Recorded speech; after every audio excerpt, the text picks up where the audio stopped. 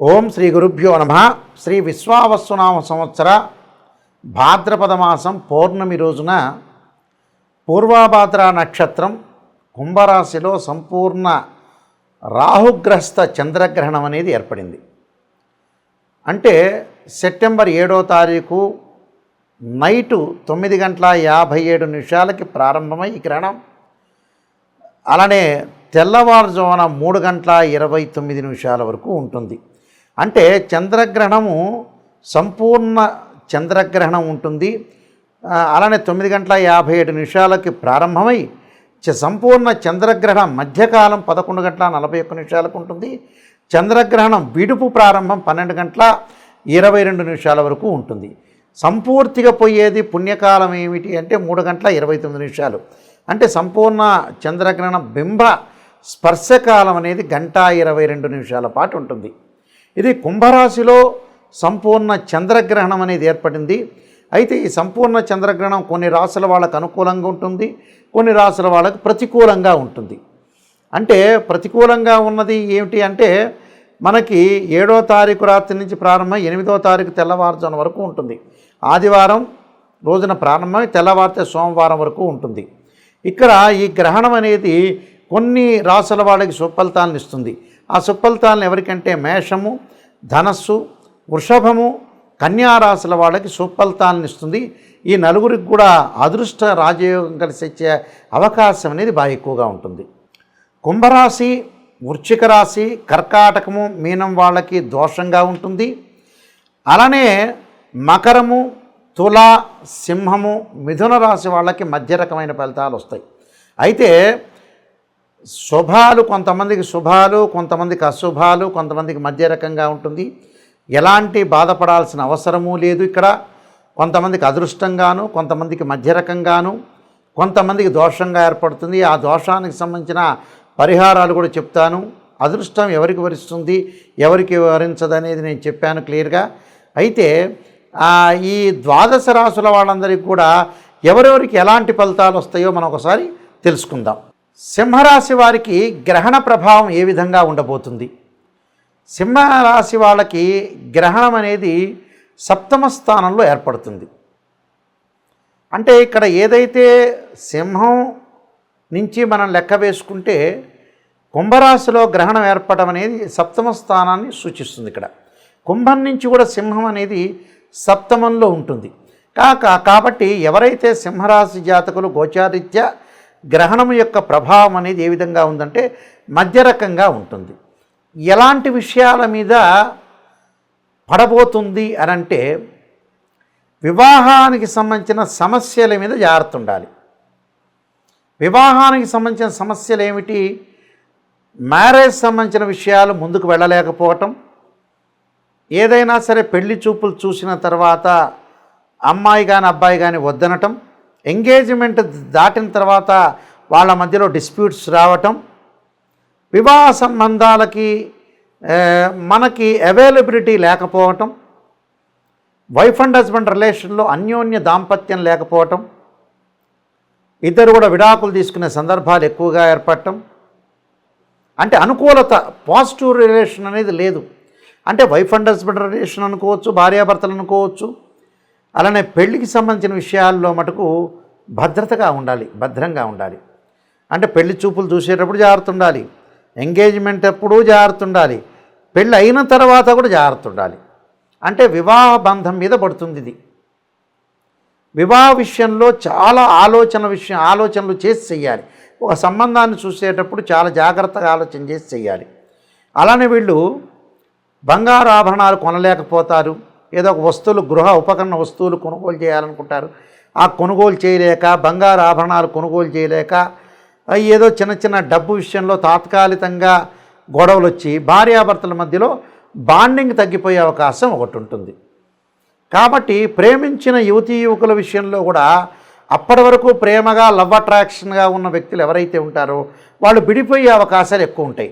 అయితే విడిపోయే అవకాశాలు బాగా ఎక్కువ ఉంటాయి. కానీ విడిపోవాలని ఎవరు చెప్పరు. అందరూ కలిసిమెలిసి ఉండాలని చెప్పాలి, కలిసిమెలిసి ఉండాలని మాలాంటి వాళ్ళు చెప్తారు. బాండింగ్ అనేది చాలా ఇంపార్టెంట్, మ్యూచువల్ అండర్స్టాండింగ్ కూడా చాలా ఇంపార్టెంట్. కాబట్టి వీళ్ళ విషయంలో కొంత భార్యాభర్తల విషయంలో మధ్యవర్తిత్వంలో వచ్చిన వ్యక్తులు ఎవరైనా సరే వాళ్ళని కలపడానికి ట్రై చేయాలి. మధ్యవర్తులు కూడా గొడవలు పెట్టి వీళ్ళ మధ్యలో ఏదైతే అవినాభావ సంబంధాన్ని చెడగొట్టే అవకాశాలు బాగా ఎక్కువ ఉంటాయి. ఏకాభిప్రాయం ఉండదు భార్యాభర్తలకి. భార్య ఒక మాట అంటే భర్త ఒక మాట అంటారు, భర్త ఒక మాట అంటే భార్య ఒక మాట అనే అవకాశాలు ఎక్కువ ఉన్నాయి. కాబట్టి పెళ్ళిళ్ళ విషయంలో శుభ కార్యక్రమాల నిర్వహణలో కూడా వీళ్ళ మీద పెట్టి, ఒక పెద్ద మనిషి వీళ్ళ మీద పెట్టి వీళ్ళ సరిగా చేయలేదని అవమానాలు అపవాదాలు జరిగే అవకాశాలు కూడా ఉన్నాయి. అలాంటి వాటిల్లో కూడా మీరు తలదూర్చడం అనేది మంచిది కాదు. చాలా జాగ్రత్తగా ఆచితూచి అడుగు వేయండి. నేను చెప్పబోయే పరిహారాలు పాటించండి, మీకు మంచి జరిగే అవకాశం ఖచ్చితంగా ఉంటుంది.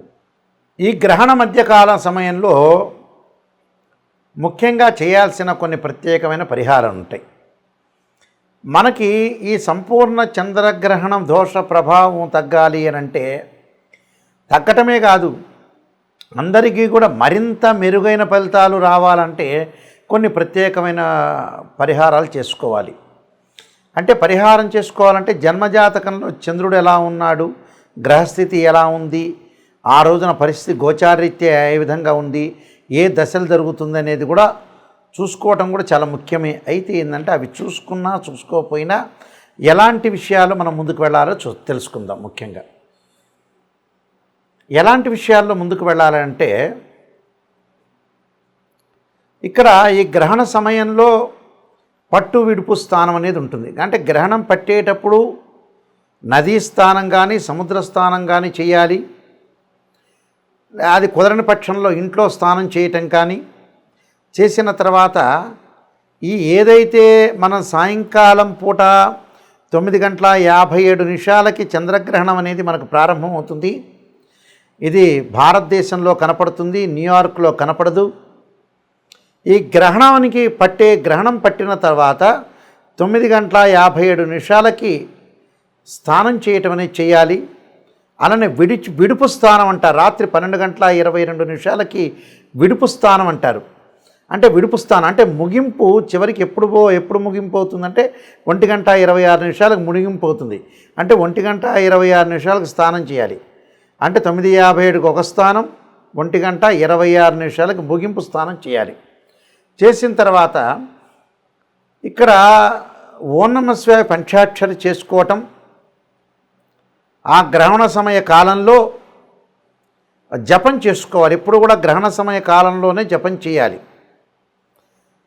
ఎలాంటి జపం చేయాలి? ఓం నమః శివాయ పంచాక్షరి, అలానే ఓం నమః శివాయ పంచాక్షరితో పాటు రుద్రగాయత్రి మంత్రం, తత్పురుషాయ విద్యే మహాదేవాయ ధీమహే తన్నో రుద్ర ప్రచోదయాత్ అనే మంత్రాన్ని చక్కగా చదువుకోవటం, ఓం నమో నారాయణాయ నమః అనే మంత్రాన్ని చదువుకోవటం, రాహుగ్రస్తమైన చంద్రగ్రహణం ఏర్పడటం వల్ల తప్పకుండా చేయాల్సింది ఏంటంటే సుబ్రహ్మణ్య స్వామి యొక్క ఆరాధన. తత్పురుషాయ విద్యే మహాసేనాయ ధీమహే తన్నో షణ్ముఖ ప్రచోదయాత్, నాగరాజాయ విద్యే పృథ్వీధరాయ ధీమహే తన్నో సర్ప ప్రచోదయాత్ అనే మంత్రాన్ని కూడా చదువుకోవాలి. చక్కగా దర్భాసనం మీద కూర్చొని రుద్రాక్షమాలతోటి ఏ మంత్రం రాకపోయినా ఓం నమః శివాయ అనే పంచాక్షరి మంత్రాన్ని చదువుకోవటం వల్ల అన్ని రకాల సమస్యలు తొలగిపోతాయని అర్థం.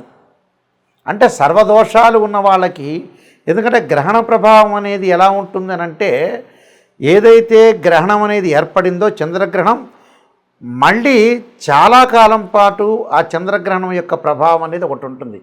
మినిమంగా మనకు శాస్త్రంలో చెప్పినట్టుగా 3 నెలల పాటు ఆ గ్రహణ ప్రభావం ఉంటుంది. కాబట్టి 3 నెలల తర్వాత ఆ గ్రహణ ప్రభావం తగ్గుతుంది అని అర్థం. ఈ 3 నెలల పాటు ఉన్న గ్రహణ ప్రభావం ఎవరికైతే ఉంటుందో వాళ్ళందరూ కూడా ఖచ్చితంగా గ్రహణ సమయంలో జపం చేయటం చాలా ఇంపార్టెంట్. అలానే గాయత్రి మంత్ర జపం చేయటం కూడా చాలా చాలా మంచిది. అంటే జపం వల్ల ఏమవుతుందంటే మనకు మోక్ష మార్గం, జపం వల్ల జాతకపరంగా ఉండే దోషాలు తొలగిపోతాయని శాస్త్రంలో చెప్పారు.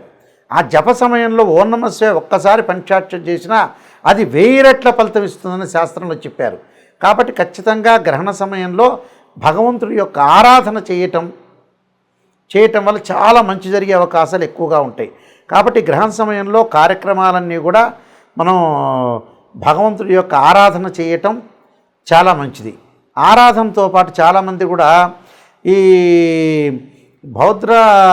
భాద్రపద మాసంలో ఈ పౌర్ణమి రోజున కూడా పితృ కార్యక్రమాలు ఆపాల్సిన పని లేదు. ఉదయం పూట పితృ కార్యక్రమాలంటే అపరాహ్న సమయంలో చేసుకుంటారు. ఆ అపరాహ్న సమయంలో కార్యక్రమంలో చేసుకోవచ్చు వాళ్ళు, తప్పులే. 7వ తారీఖు ఉదయమైనా 8వ తారీఖు ఉదయం పూట అయినా, అపరాహ్న సమయం అంటే 1:30కి మధ్యాహ్నం పూట చేస్తారు. పితృ కార్యక్రమాలు నిర్వహించుకోవచ్చు. పితృ కార్యక్రమాల సమయంలో, తద్దినాల ఆబ్దికాల సమయంలో గ్రహణం ఉండదు కాబట్టి చేసుకోవచ్చు. దాని తర్వాత గర్భవతులు, ముఖ్యంగా ఎవరైతే గర్భవతులు ఉన్నారో వాళ్ళు గృహంలోనే ఉండవచ్చు. అయితే తమ కార్యక్రమాలు చాలామంది కూడా బెడ్ మీద నుంచి లేవకూడదు, బయటికి వెళ్ళకూడదు, వాష్రూమ్కి వెళ్ళకూడదు, ఇలాంటి ఇబ్బందులు ఏం లేవు. వాష్రూమ్కి వెళ్ళొచ్చు. గ్రహణాన్ని వీక్షించకుండా ఉంటే చాలు. కానీ లోపల ఇంటిలో వాళ్ళ కార్యక్రమాలు కానీ, వంట చేసుకోవచ్చు కానీ, వాష్రూమ్లకు వెళ్ళటం కానీ ఇవన్నీ కూడా తమ కార్యక్రమాలన్నీ కూడా వీళ్ళు చేసుకోవచ్చు. ఆ కార్యక్రమాలు చేసుకొని ముందుకు వెళ్ళొచ్చు. ఎలాంటి ఇబ్బందికరమైన వాతావరణం అనేది లేదు. గర్భవతులు ఇలాంటి నియమాలు పాటించడం అనేది చాలా మంచిది. ఈ గ్రహణం అయిపోయిన తర్వాత 2 జంట సర్పాలను దానం చేయటం అనేది చాలా మంచిది. 2 జంట సర్పాలని, అలానే వస్త్రాన్ని, గుడదానము, అలానే నెయ్యి దానము, నేను చెప్పిన ఎవరైతే రాసుల వాళ్ళకు అనుకూలంగా లేదో వాళ్ళు దానం చేయొచ్చు.